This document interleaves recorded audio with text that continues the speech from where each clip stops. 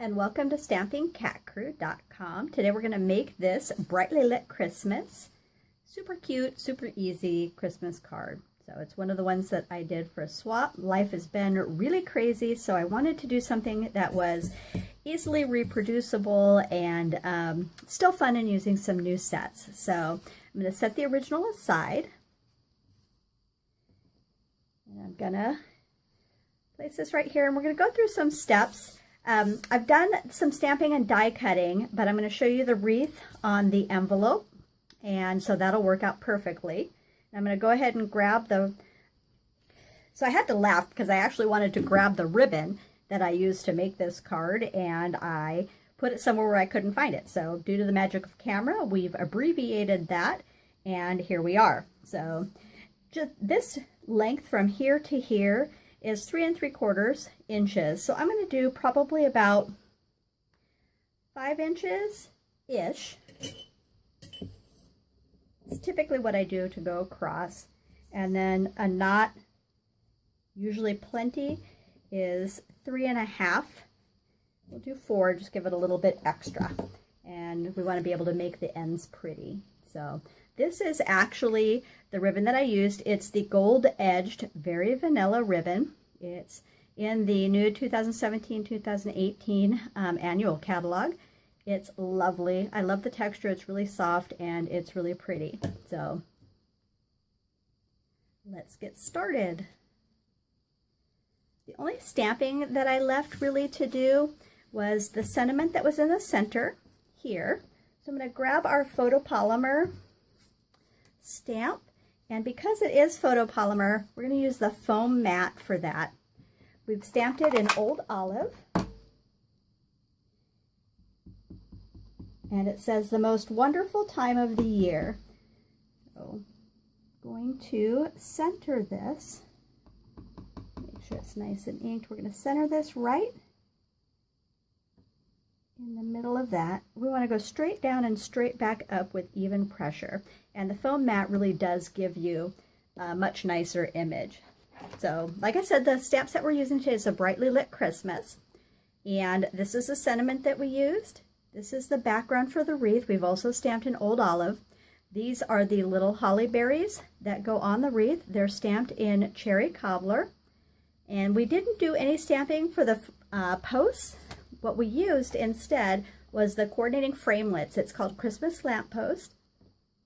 And for this is the post that we used. And then this is the arm that swings out.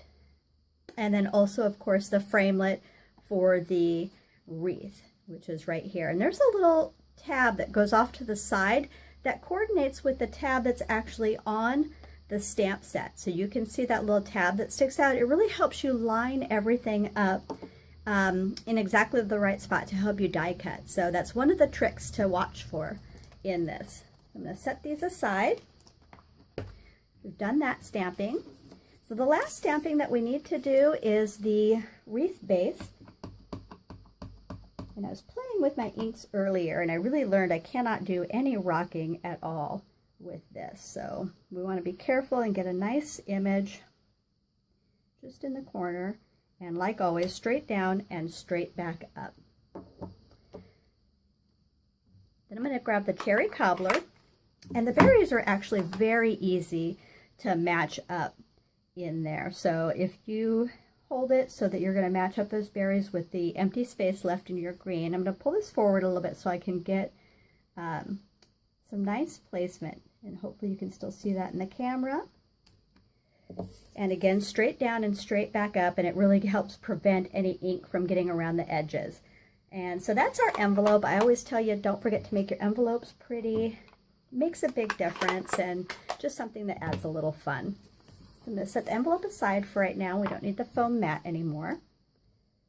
So the final thing that we're going to do is assemble the card and the base. I'm going to set the little pieces aside. This is our base. It's very vanilla, and I've actually cut it at 11 inches by 4 1/4. It's scored and folded at 5 1/2 inches.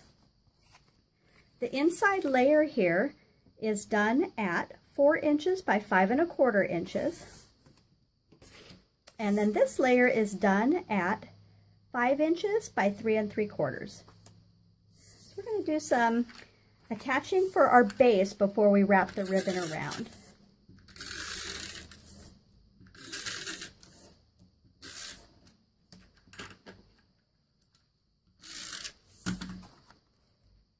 Attach the Very Vanilla and center that right onto the old olive layer. We're going to attach our ribbon on first before we add the lamppost. And the way that I do that, and it seems to make it really easy, is I go around all 4 edges with a straight line of snail adhesive. And then I flip that over. And I go ahead and we're eyeballing where we're going to put that. And I'm leaving just about that much space. I'm going to fold the ends under, and because we've run that adhesive around the edge, we're just going to run a little more to hold it down, but it's already attached. So then we're going to center that right onto our Very Vanilla base. And then we have our lamp pole. This is the fine tip glue, and I used that to attach the lamppost. It's really an easy glue to use, and because they're such small pieces, it makes attaching it very, very easy. Put that.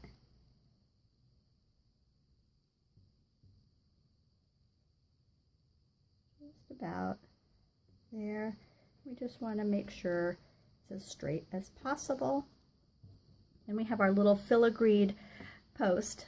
We've die cut that from the coordinating set, and also because this is such a delicate piece, just using the fine tip glue is perfect and much less messy.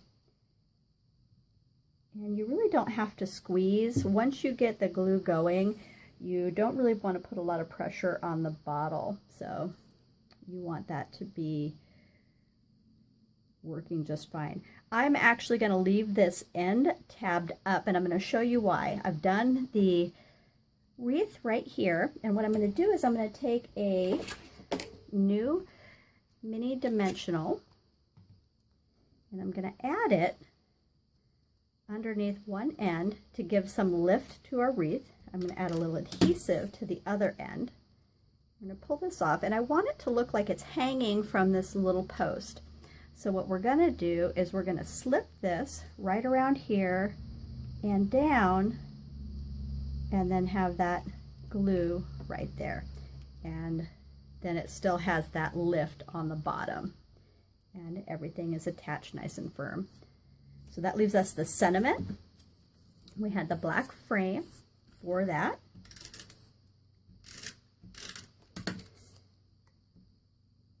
Centered right in there.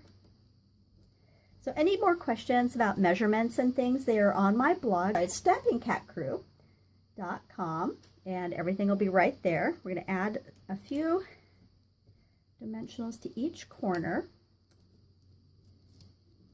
So pretty much I've given you all the dimensions, but any other questions or whatnot, that's where you'd go.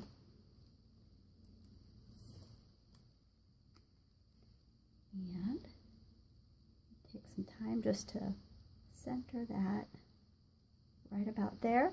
And the final thing that we had was this piece that we cut. We want to tie a little knot, so I've run it underneath the piece that we had down, and I want it to lay just so. And then I'm going to take our ribbon cutters, and we want to make our ends pretty like that. And that is our finished card. So we've done the envelope, and then this is our finished card right there, and this was our original that we started with. So super quick, super easy. There is so many possibilities with this stamp set and coordinating set. I can't wait to play with it some more. In the meantime, have fun. I would love to hear ideas and see the things that you guys create. If you want to join our color challenges, we have them going on every week. Just submit your entries and they'll be posted online. Thanks so much and happy creating!